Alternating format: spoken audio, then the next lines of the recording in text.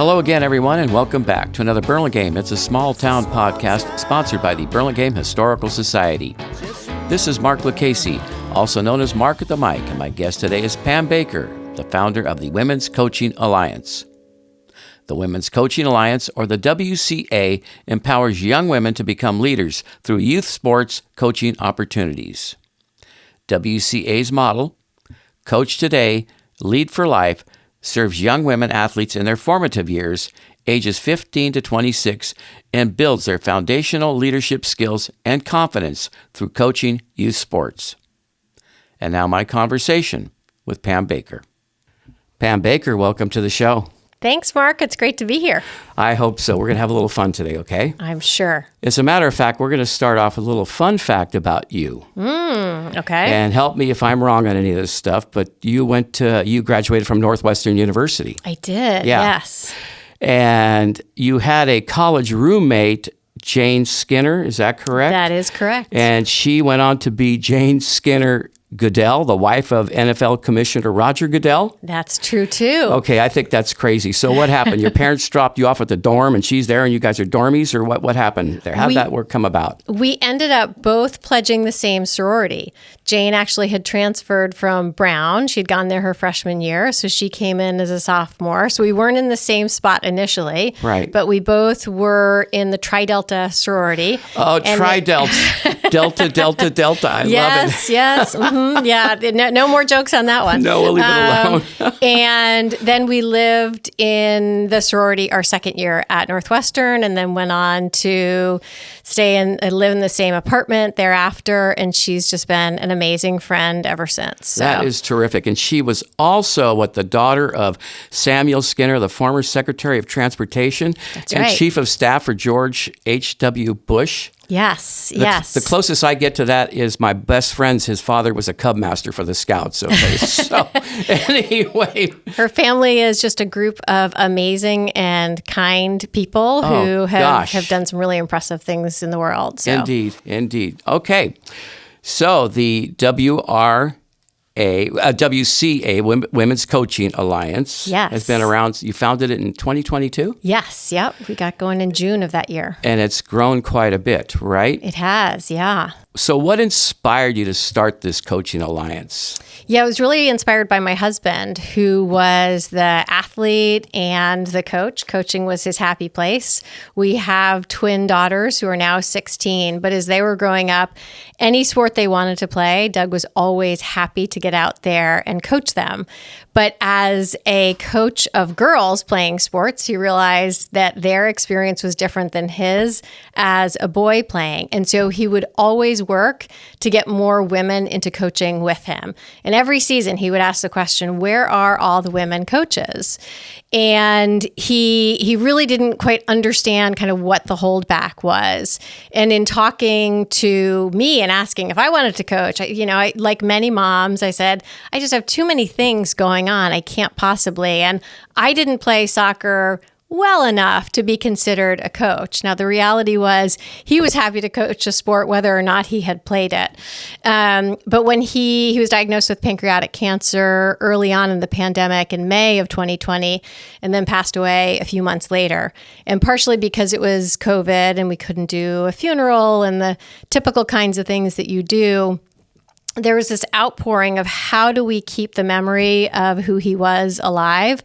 And so I worked with the Parks and Rec Foundation, Donna Colson, Laura Hesselgren. We're great partners in setting up a fund in his name, really with the goal of give every kid a chance to play sports and get a great coach in the process. And I knew that women were a really important piece of that coaching piece in addressing getting more women into coaching, which was something that he worked hard to do throughout his coaching experience. What kind of experiences do you have that kind of shaped the Alliance's vision? Was that just it there, kind of what you were just explaining to me? Yeah, I was really inspired by my husband. And I am not the athlete. I never was a coach. So I didn't really know what great coaching looked like. So I went on kind of a listening tour to talk to lots of people and ask them what makes a great coach.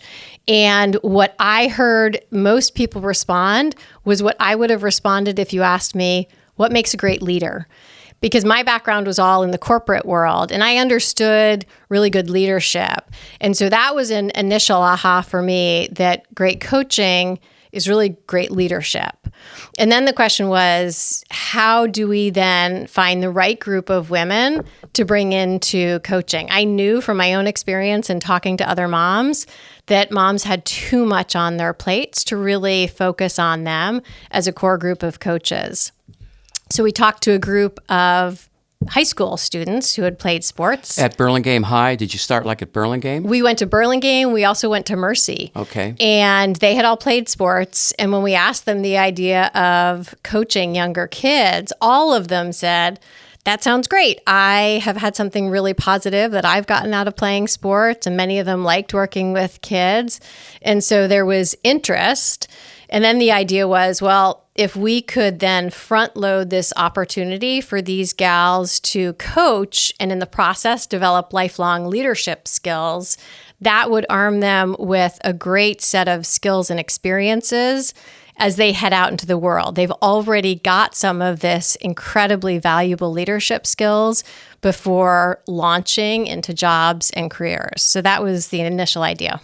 Okay, so were these girls that you were talking to on the campuses of Mercy and Burlingame, some were athletes, some were not athletes? All had played a sport. All had played a sport, like AYSO soccer, bobby sox, softball, that kind of thing? It could have been anything. It was sometimes AYSO. It was sometimes they played basketball for their school. They swam.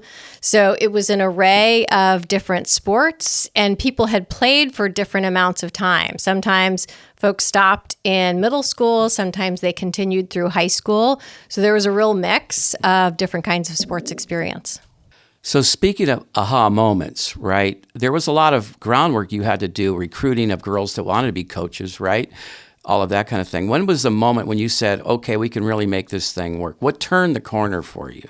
Yeah, I think the big aha for me was in talking to parents of the kids who had played for these coaches, and to talk about them watching the interaction between our coaches and their kids and just how powerful that had become.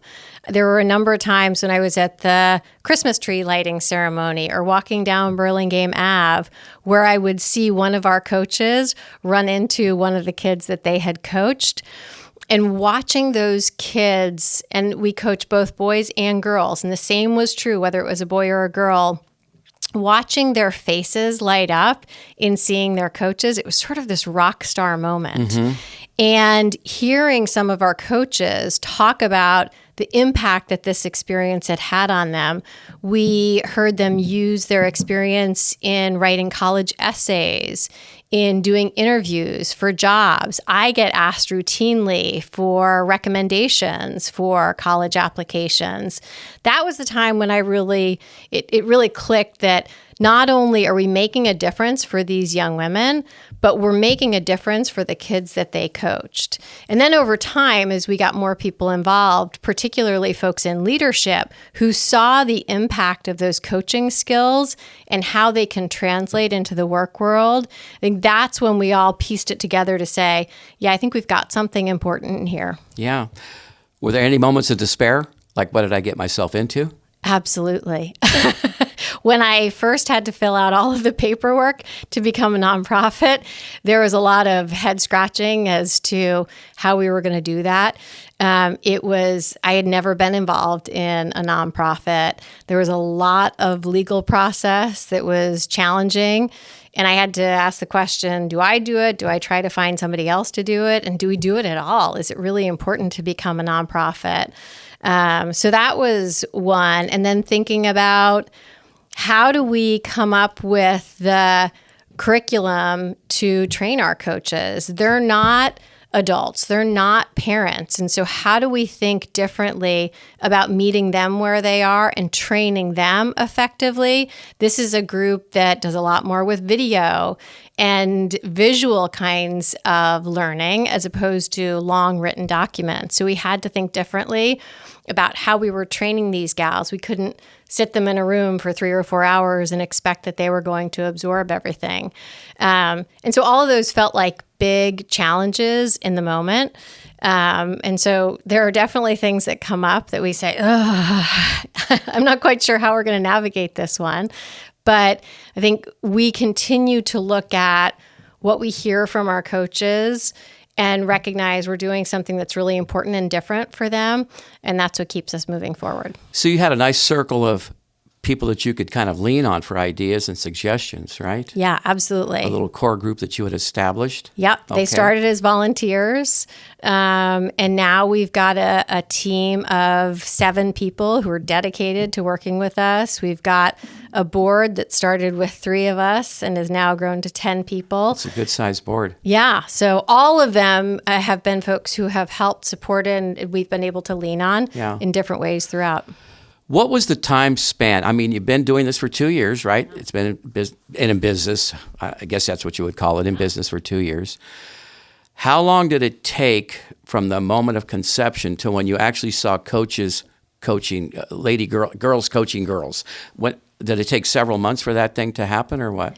Yeah, I would say it probably took about 6 months from the idea to become a reality, to where we were standing in front of young women, getting them ready to coach that season. And so we started it small intentionally because we knew that it was a pilot and we were going to learn a lot as we went along. And we said that to all of them, that they were pioneers. They were doing something that hadn't been done before. And we were as much looking to set them up for success as we were looking for their input and their experience as they went along. So on the website, it shows a variety of sports that the young ladies can coach. Yeah. And are these high school sports that they're coaching, or are they, non-high school, like traveling sports or something like that? We actually only coach at the recreational level. So usually that means our partners are groups like AYSO or Parks and Rec or YMCA. So we don't get into high school. We don't get into club or travel.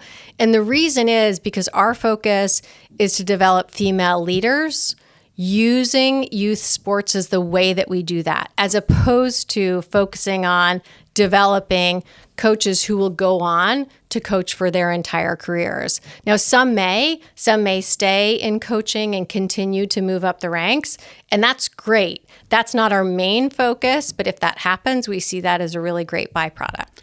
So I went to one of your practices, I guess. I wanted to see the young ladies in action. And I met 2 of your people. I guess one was maybe a coach of the coach, and the other was a mentor. Yep. And then I saw a couple of coaches, but I went to Roosevelt School. So is that part of the thing too, the elementary schools? Are you reaching them, or is that part of after-school sports or something like that I witnessed? Yeah, those are the leagues that are run through Parks and Rec. So great. We partner with the Parks and Rec team. So usually they're reaching out to parents in many cases to coach those sports, and we help augment those numbers because Burlingame, like virtually every other community that we've talked to, comes up short in the number of coaches that step up to coach as parents. And so we help to plug the gap. We provide additional coaches so more kids get a chance to play. Because without our coaches, they'll have to turn away kids who want to play sports that season. Right.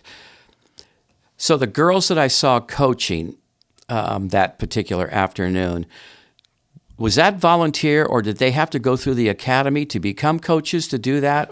Yeah. All of our coaches need to go through the Leadership Academy. And where is that? Is that anywhere in particular that's held, or what? So we've held it in different places. The last few have been at Aragon. We try to do it at a central location because now we're coaching in 7 different communities. So we want it to be in a place where people from different communities can all come to. So it's about a 3-hour training. There's a little bit of in the classroom, but much of it is out on the court or out on the field, getting them running a mock practice for whatever sport they're actually going to be coaching. So they get lots of experience doing getting some feedback, doing the next piece. They get input from our trainers, from their mentors, from their peers. The idea is to set them up for success, to have a great first practice. Yeah. And you have a coach and a mentor for every coach that's coaching? Yeah, so we the way that it works, and this is based on the feedback from the young women themselves, they coach in teams of 2. So every coach has a co-coach, and those are the young women between the ages of 15 to 26. Mm-hmm. And then they also have 2 mentors. One is a coach mentor, so that's somebody who's coached the sport in the past themselves. And the idea is they have the experience of having been there, and they know most of the scenarios that these young women are going to come up against. The second mentor is a leader mentor, and that person is helping connect the dots between the coaching skills that these gals are learning and how those link to leadership skills as they head into jobs and careers. So there are lots of examples, like, I was planning to run the practice on the basketball court, and I got into the court, and suddenly there is a yoga class going on there. So I have to figure out, how do I achieve the same goal, but do it in a different place without all of the equipment? Right. Well, that's adaptability. That's resilience. Or having a difficult conversation with a parent. That's about navigating conflict and sometimes negotiation. So the leader mentor is helping to pull out all of those skills so that the young women see the leadership skills they're learning through coaching. So how many do you have on staff just here in Burlingame, I guess, for example? First of all, is the Alliance just here in the Bay Area? So far it is, but actually just last week we got an announcement that we received a grant from Gatorade to go into the Los Angeles area. Wow. So we'll be starting in Southern California next year. So you have to go down there and kind of get the whole thing up and running down there? We do actually. We've had some partners who are in Southern California who have come to us and said, we love what you're doing.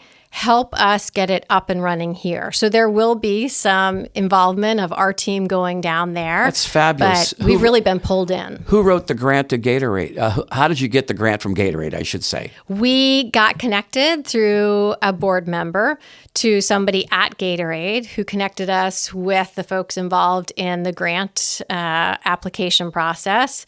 They extended it to us.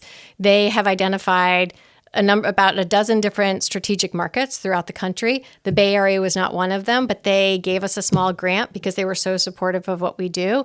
And they said, if you can get into one of our strategic markets, we'd be happy to support you further. And that's exactly what they did. So we're really excited about it. Who would have ever thought, huh? Boy, amazing, the grants that are out there. Yeah. Maybe get passed over sometimes. Anyway, getting back to my other question, how many coaches and mentors do you have here in Burlingame that are part of this? So we have 135 coaches so far. We've got about 90 mentors. All girls, all females, all young coaches, ladies. Yes, are young women. Yes. Not all of them. I'm going to guess about 90 or so of them are in Burlingame. The rest are from our other communities, roughly. Yeah. The mentors are both men and women, and we do coach both boys and girls. So it's only the coaches that are all female. Right. So mentors could be male or female. They can. And I know that you do boys and girls coaching because I saw the girls coaching the boys, which I thought was pretty cool. What sport were they coaching? Basketball. Okay. Yeah, the kids were having a great time, and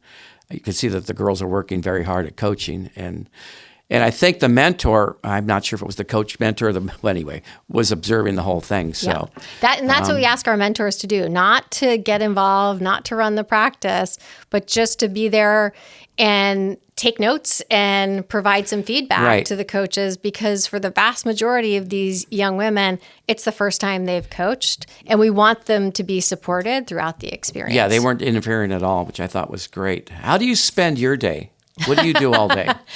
I do a variety of different things. So sometimes I'm involved in grant applications. Right now, we're writing our annual report to capture what happened all of this year and where we're headed for next year. We're planning for a team retreat so we can focus on what are our core goals for the year. For 2025, I spend a lot of time talking to people who have been part of our network, people who I get introduced to help expand our community. I run our board meetings. I'm often involved in bringing in new board members and also talking to high-profile people and trying to get them involved. We actually just, I had Tara Vanderveer, who was at our event, our speaker series event back in April, and it just so happened that it was about the week after she announced her retirement. So I was able to say, Tara, we'd love to have you involved in some manner. She was, needless to say, taking some time off. But just a couple weeks ago, I had a follow-up with her, and she's agreed to come on as an advisor. So that's super exciting. Andrew Luck, who just became over the general weekend manager. became the general manager. Yeah, exactly. He's been super supportive. Steve Young has Kerr. run I think I saw clinic. Steve Kerr's picture on the website as well. He came out to do an event for us. And that's what I was going to ask. How did you get all these people involved? Phone calls, or somebody knew somebody that knew somebody? How does that happen? It's a variety of different ways. Oftentimes, it's somebody who has a connection to, somebody says, hey, have you met with? Do you know? And a lot of times it's just saying, these are some of the people that we're interested in connecting to. But I've been super fortunate at the number of people who have proactively said, I know so-and-so. Have you met them before? Would you like an introduction? And I never say no. Yeah, that's amazing. It gives the program real credibility when you go on this, and your website's really well done, by the way. Thank you. But when you go on there and you see all the, Roger Goodell, of course, like you said, Steve Young, Tara was on there. I'm going, oh my goodness. Yeah. Some big time folks, right? Yeah, I think we've really kind of hit something that seems to resonate with people. Obviously, we're at a really interesting point in women's sports, but I do think that our differentiator of connecting sports, coaching, and leadership is something that's a bit different than what's out there.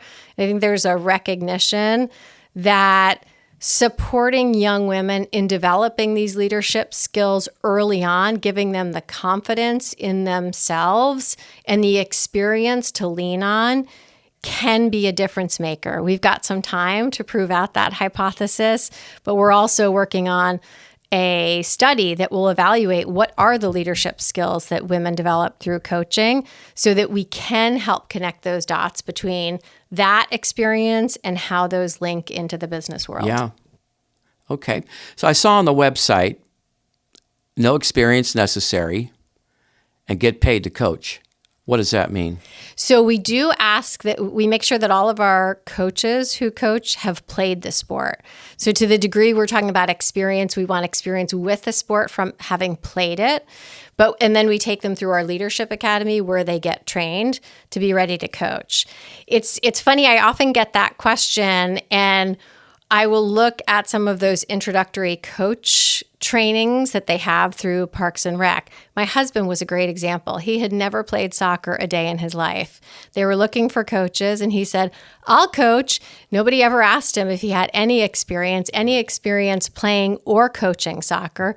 He went and got all the materials and equipment and got assigned a team, and no one ever asked the question. And so we do make sure, because only about a third of youth sports coaches are trained, we make sure all of our coaches have the experience from having played, but they also are trained and ready to coach, and they get 2 mentors. So again, we don't require it coming in, but we do make sure that they have the experience to be effective coaches before they step out on the field or the court. Okay. So let's get back to the academy just for a moment. Yeah. I'm sure that it's not a pro bono academy, and I don't want to get into numbers, but there is a fee to go through the academy. That we don't charge our participants to go through the academy, no. Interesting. So do the young ladies have to pay any kind of initiation or dues or anything? They don't, no. So they get all of this wonderful experience. And they get paid. And they get paid. Yes. Depending on what kind of coaching experience you've had, or how does that No, work? we pay them regardless of the experience that they come in with. So, and we pay them to go through the training itself. For example, the two young ladies that I saw at Roosevelt practicing with the boys, they were getting paid? They were. That's amazing. Yeah. They get paid to get trained. They get paid for the practices that they do, for the games that they run, for all of it. Yeah, and I think that's incredible. Can I talk for a minute just about why we do that? Yeah.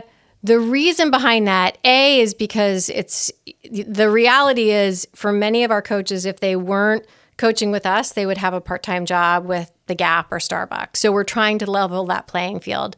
But the bigger reason, in my experience, so my girls are now 16. Every babysitter and dog walker I've ever hired has always been female. And whenever I get to the question of what is your rate, these young women get uncomfortable and do not want to talk about money. And I fundamentally believe that part of the reason we see this gender wage gap in the work world is because we are not having the conversation about money and value and worth early enough.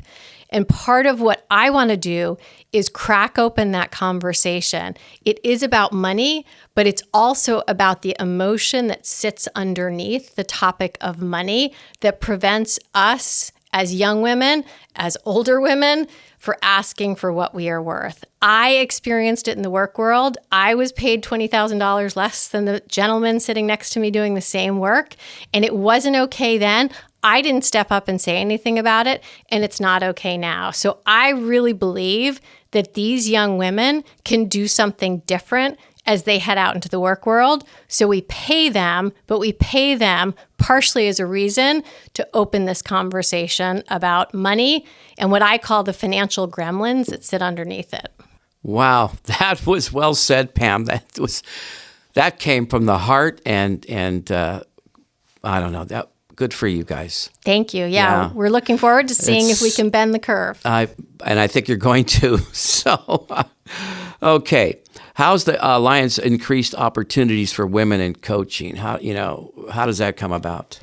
Yeah. So, we haven't looked at the kind of league by league numbers, but what we often hear anecdotally is the ratios look different on the field. And this is no knock on men. There are some great male coaches out there. Our goal is not to get rid of them. It's to show up in equal numbers so that you have men and women coaching side by side. I mean, I look forward to the day where the 8-year-old kid says, yeah, so what? My coach is a woman, instead of, oh my gosh, my coach is a woman, where it's a big deal. So and one of the things that we know, and this is from some data out of the University of Minnesota, their Tucker Center, that women often need to be nudged or invited in to coach, much more so than men. And so knowing that as we got started and as we go into any new community, we don't focus on the young women themselves. We focus on the adults around them. We talk to the parents, to the coaches, to the athletic directors, because none of these young women step up to coach thinking that they are going to be great coaches. Right. They are invited in by somebody else. Now, once we get going, Burlingame is a great example. Our coaches are the best marketing that we have because they bring in their friends and get others involved. But initially, we need that invitation to get these young women in. And we create our leadership academy so that it's female dominant. You walk into a leadership academy, and I've heard this from virtually every new person who's come into the room, and they say, wow, this room looks different because it's usually 80 to 90% female. And so that just changes the experience for these gals. They ask questions differently. They show up differently. They engage differently because they feel less concerned that the men are going to look at them and say, gosh, you don't know what you're talking about, that they're kind of all in this together. It just changes the experience for these gals. And so all of those are pieces of what we're doing to make coaching more inviting and more welcoming for more young women. Okay. The ages are 15 to 25 or 26? 26, yeah. So that would be community college and college graduates as well. Exactly. Right? Yep. So aren't some of these ladies already in the working world? They might be, yeah. And so we use that as sort of a soft target, if you will. The idea is to get these gals before they've kind of fully launched into the work world. Mm-hmm. And when anybody does so, is different. There is no one particular age. We have a couple of coaches who are in their early 30s, and they're still trying to think about what they want to do next. And we're perfectly happy to have them. And we also have folks who are fully launched by 24, and this isn't going to be a great fit for them. So again, we use that as kind of a guideline that doesn't necessarily fit every individual case. Okay. Everybody's got an issue with everything, it seems like. Do you ever come up with any pushback from anybody saying, nah, this is goofy, it's not going to work? We haven't. It's been pretty accepting from the community. We haven't gotten a lot of pushback, I wouldn't say. There are certainly cases where we have a couple of parents who look at our teenagers on the sidelines and say, or probably think, I'm not sure she's fully qualified to be a coach. So we do get some of that. But I would say overall, we haven't gotten broad pushback about this being a bad idea. I think for a few reasons. Again, most coaches out there aren't trained. The national data is 1 in 4 youth sport coaches is a woman. So we have a long way to go to hit parity. And the third reason is that the focus is shifting away from recreational sports to club and travel, and that's to the detriment of often the kids who need it most. So I think anything that we can do to support that community-based recreational level sports tends to be embraced, particularly based on kind of what's happening in terms of the pay-to-play model for kind of more elite sports leagues. The participation of transgender athletes. Transgender, yes. We're hearing that a lot, right? We are. Has been so much in the news lately and obviously in our politics. I just wonder if this issue has touched your program at all, and if it did, how did you approach it? So I would say it touches us to the degree we're talking about the coaches themselves. And so when we talk about young women, we generally asterisk that by saying those who identify as young women. So if there is a transgender young woman who is interested in coaching with us, we are happy to have her. Are the kids that we coach at this point in our environment are generally too young to be in the mix of I think the conversations that are getting really heated these days. So we don't deal with it from an athlete perspective, but we are welcoming to all those who identify as young women to join our coaching ranks. Have you run into a transgender issue? I mean, are there transgender coaches today? I would imagine there are. Okay. Yeah, we haven't run into any issues with it, though, no. Okay, great. Okay, Pam, I know that the Alliance is relatively young, 2 years, right? That's young. Exactly. I would imagine then probably none of the girls have really gone on to higher levels of coaching yet, high school, college, or professional, right? It's just too Not young, yet. too early, right? Yeah. But that's kind of an aspiration, isn't it? Yeah, I think what I expect we'll see is some of these gals will stay in coaching, some will stay in the sports ecosystem, some will go on to business or politics or community service. I think they'll end up in lots of different paths. So right. Because that'll be fun to watch. These coaching skills are management skills. They are, absolutely. Organization, communication, leading people, direction, asking questions sometimes, because not every manager is a know-it-all, right? Exactly. And not every CEO is a know-it-all. You have to have great people around you. Absolutely. To move forward. So great skills, okay? What about sponsorships? Do you have people helping you with sponsors? We do. So we've had a number of events. We have an annual benefit. We have our speaker series. And okay, stop for a minute. What's the annual benefit? Yeah, so we just had the annual benefit about 6 weeks ago, and we've done that twice now. Is that like a dance or it's an auction or something? Yeah, so we have a few pieces. This time we did a panel with Jess Smith, the president of the Valkyries, Kerr and Pleats, who's the president of Kaiser Permanente, Northern California, and Zena Kita, who is a podcaster and works with warriors.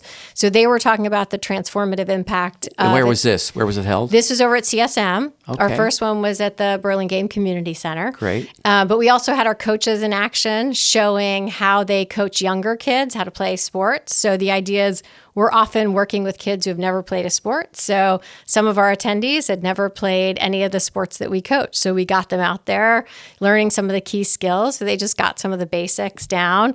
We had an auction. We had a fund a need. So yeah, that's been our main kind of fundraiser over the course of the year. Speaker series, you mentioned that? Yep. So we had our event with Tara Vanderveer and Brady Stewart, who's the CEO of Bay FC. Where? This was at Hiller Aviation. And we also had Jess Smith there. So for those events, we've had some great sponsors from the Warriors, from Bay FC, Genentech, Infinite Potential, the NFL Foundation, Catalyst Partners. So we've had some really great support, and we've grown the number of sponsors that we've engaged year over year. So that's been really great to see. How are you reaching the community with this kind of stuff? Because I didn't even know anything about it. So a lot of word of mouth. We're beginning to do a bit more on the marketing front through social media, through our website, through podcasts like these. That's often how we're getting the word out. And most of our board members live locally, so they're helping to spread the word as well. So okay. Put on your memory cap for a moment, because we're going to go back about 6 or 8 months, maybe longer, when Fritz Bronner, a member of our Burlingame Rotary, approached you. Yes. Where were you? Where did that happen? Where did he meet you? We were at the Fresh Market. We were at the market on Park. On Sunday afternoon? Yeah. Yep. So we had a little booth there. Right. And Fritz came by. We had a game of cornhole. So he came over to try his hand at cornhole. And we got chatting about what we were up to and Rotary. And he was kind enough to invite me to one of the Rotary meetings. Uh-huh. And then the Rotary gave us a grant, which was awesome. And they followed up the following year with a grant. So the Rotary's been a great partner as well. I thought that was a great example of you guys out selling yourselves. You know what I mean? Because I really didn't know much about it. And I live here in Burlingame.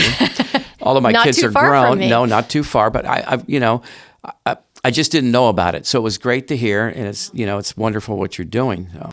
Okay, Pam, so what are some of your long-term goals for the Alliance, and how do you envision its growth in the next few years? So we have so many different communities who are coming to us saying, how do we bring this to where we are? And we are doing our best to answer that call and stand up Women's Coaching Alliance organizations in different parts of the country. To do so, I think there are a few things that are important. One is to make sure that the way we train our coaches and mentors is right and appropriate for their experience. And we've gotten some feedback from coaches and from mentors about how we can take our training approach and really refine it to ensure it's really optimal for the new coaches versus the more experienced coaches. The second piece is finding our ongoing pool of mentors. The mentors are a key piece, and I often talk about them as the difference maker in our program. And finding folks who are engaged and interested and available is key to allowing us to scale. So thinking about our mentorship piece is another important next step. And then third is providing the funding. So to your point, we run leadership academies that the coaches don't pay for, but they cost us something. We pay all of our coaches. We provide them with materials and equipment, and all of that costs money. And so that's the next piece, is engaging some corporate partners, some sports organization partners over the long term who will support us and our growth and our expansion as we go into new communities. So that's the next few years. And then over time, I look at what we do in terms of lifting women up and say, in this country, there's a need for it, and the need is even greater in a number of the countries outside the U.S. Yeah. And so thinking about how we can bring this to some of those countries to get more kids involved in sports, more young women involved in coaching, and giving them the leadership skills that will propel them forward is what we're looking at over the longer term. Yeah. I know you pay your coaches. Do you pay the mentors? We don't pay the mentors. They're all volunteer. That's volunteer. Right. Okay. And then I noticed, or I saw on the website that you give, each coach gets like a coaching bag. They do, yes. What's in the bag? So they get a T-shirt, they get a clipboard, they get a whistle, they get a coach's playbook. They have all the practice plans to guide them over the course of the season. There's probably a couple other things in there that I'm forgetting. But the idea is that they get everything they need to run a great practice and season. Yeah. You got a lot of merch, too. A lot of great merchandise We online. do. We actually have a store now that's up and running. So since we're talking during the holidays, folks can support us that way. Yeah, great. What advice would you give young women or aspiring female coaches or business leaders looking to make a difference in sports and or business? Yeah, I'd probably have some different recommendations for each of them. I think your first one was for young women. Yeah. So, I really do think the difference is in getting some experience and not letting the butterflies that are generally in most of our stomachs get in the way of doing what it is that you're drawn to doing. I think one of the misnomers is a great book called The Confidence Code that looks at why young women kind of drop off in their confidence in around 12 and 13 years of age. And one of the things that they find is that there is this kind of misperception that if I don't have confidence to do the thing, I shouldn't do the thing. And it's actually in doing the thing that you're not sure you can do that you develop the confidence. Yeah. Mm-hmm. And that's one of the premises of what we do. You don't have to be confident that you're going to be a great coach at the outset. We'll provide you the training and the mentors and the support as you move through the season. And it's then at the end of the season that I every season I say I'm going to do a study that measures these young women at the beginning of the season and at the end of the season, because I swear they stand at least a quarter of an inch taller by the end of the season. Their shoulders are back. They stand with greater confidence in what they've accomplished. And that's not because it's gone perfectly. It's because it hasn't gone perfectly. And they've navigated through those challenges and they've looked back and seen, wow, that was really hard, or that was really uncomfortable, or boy, did I mess that one up. And now I know how to do it differently the next go around. And that's the stuff. That's where the confidence comes from. And I think that's the biggest piece for young women is they look around and often think everybody else has it all figured out. Everybody else knows what they're doing. And, I tell my daughters this all the time. Most of us as adults don't know what we're doing next, but you kind of take it bit by bit. And that experience of saying, I didn't think I could do it, and I got through it, not perfectly, but I know more about it the next time. It's just invaluable. And what I hope is that these gals develop this muscle that the next time they come up against something that feels intimidating or hard or they can't possibly do, that they get a chance to reflect on their experience coaching and say, I didn't think I could do that coaching thing before, and I did. So I'm just that much more likely to take the step this time. And that as they build that muscle and they get more comfortable doing that again and again, that's what will encourage them to take those steps into leadership as they go through their careers. So that's what I would say to young women. If that doesn't sell your coaching alliance, nothing will, okay? That was amazing. Thank you. Yeah, Thank you. It's said. Amazing to watch these gals. Yeah, so. That's real motivating, though. I almost want to go shoot some hoops right now, get a girl coach working with me on my free throws. We'd love to have you as a mentor, Mark, so just let us know. We'll talk, okay? How can the community or individuals support the Alliance's mission? Donations? Donations are great. Mentorships? Yeah, absolutely. Those are really the three big opportunities. Donations, absolutely. Stepping up as mentors, whether it's someone themselves or somebody that they recommend. And also connecting us with folks. I mean, you asked how we got connected with some of these very recognizable leaders. It's because somebody took the time to say, hey, do you know, or would you like an introduction to? And so thinking about connecting us with people, with organizations whose missions or focus is aligned with what we do, all of those really make the difference. And that's how we've been able to create the connections and, make the difference in more communities that we have. Yeah, boy. Okay, how about a few shout outs to some of your friends and family and support groups, et cetera? Well, I have to thank our board. They have been tremendous in supporting us throughout. So Chris Ardito, who is a longtime coach here in Burlingame, and Jane Goodell were our first board members and threw their hat in before we were even an organization. And so, it takes courage to step up and sign on to something before it's even really established. And they both had the courage to do that. And we have some great board members who we've added over the course of the couple of years. In Burlingame, outside of Burlingame, Vivek Shah, John Alangian, Kathy Koo, Jay Banfield, Miriam Paul, Jen Millay, Jess Smith. So, we're super fortunate for just a great group of supporters. And then we have this amazing team who does the work every single day.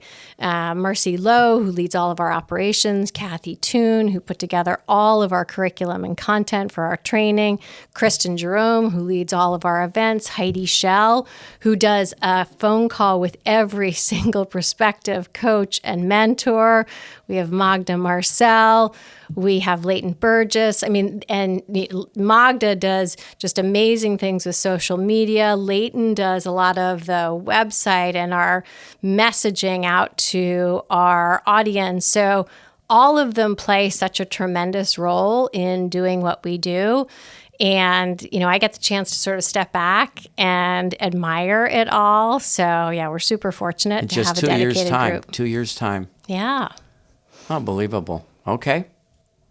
And, Mark, since you asked for a shout out, I would be remiss if I didn't thank the many amazing young women who have stepped up to coach and the mentors who have made a difference in doing what we do. Our first group of coaches, I reflect back on how much courage, again, it took to join an organization that had never been around. They were the pioneers, and they have been some of our best partners and best marketers in getting others involved. And the mentors who we said, you're a talented leader or adult, we want you involved, and gave them very little direction beyond that. And they made such a difference in helping us become a real organization. So it takes a lot of courage to be willing to join something that early on, and they did, and they've helped to get us to where we are today. Great. So besides stumbling onto your table at the farmer's market, where can our listeners find you? Instagram, Facebook, your website, TikTok? I don't know. We are not on TikTok yet. Yeah. So Instagram, Facebook, as well as LinkedIn, and certainly our website. And we're always happy to hear from folks as well. And if we go to Instagram, it's just, what do they do? Hashtag. It's Women's Coaching Alliance. Yep. Women's Coaching Alliance. Facebook, the same thing? It is. Yep. And same for LinkedIn. Yeah. Yeah. Wow. And folks can, please come to the website and drop us a note. What a tribute to your late husband. Thank you. I think he would. It's a real legacy. Yes. As I often say, he loved scotch. So I often think on the big milestones, he'd be raising a glass. Good for you. I will too. Thank you. Pam Baker, thanks for being on the show today. Thanks for having me, Mark. It was a pleasure. You bet. Thank you. I'd like to thank Pam Baker, founder of the Women's Coaching Alliance, for being my guest today on Burlingame. It's a small-town podcast sponsored by the Burlingame Historical Society. Thanks to my director of podcasts, Mike Nagler, video by the great Ray Tyler, original music by Bray.